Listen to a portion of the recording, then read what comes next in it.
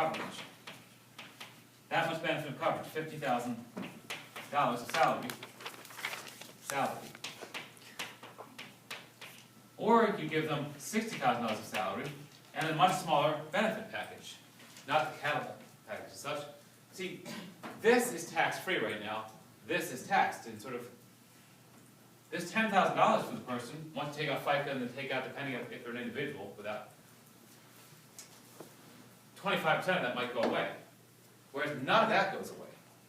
So over the decades, we've been increasingly prone to give more health care and less salary, because people get to keep all the health care. So this has moved us actually further into a system where people pay for less and less out of pocket. Because that $20,000 sort of estimated benefit for this healthcare system, right now is completely untaxed. That's essentially a subsidy. So this problem of the market working has actually been exacerbated by the subsidy. Beyond this being a real amount of money, it's been like $150 or $170 billion each year. This has actually exacerbated the system where people might pay part of the premium, but they have policies where they rarely pay for anything within the premium, because they have what are called Cadillac policies, is the term that gets used.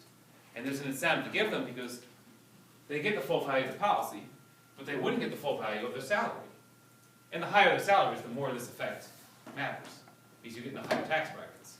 And you're even more prone to give people extra health care rather than extra salary, because the health care is completely untaxed.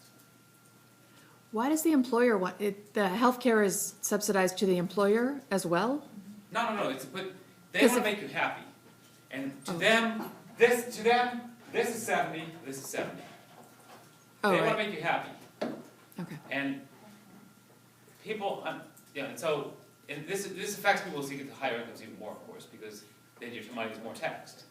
But essentially, to them, it's the same. It's 70-70. But if you're going to give someone $10,000 extra income, when 30% of that's going to go to taxes, or 35% to taxes of some form, or you can give them a policy where they either had to pay money before, or now they have to pay almost nothing. The person actually essentially, if you want to make for the same amount of compensation, you'd rather give your employees more.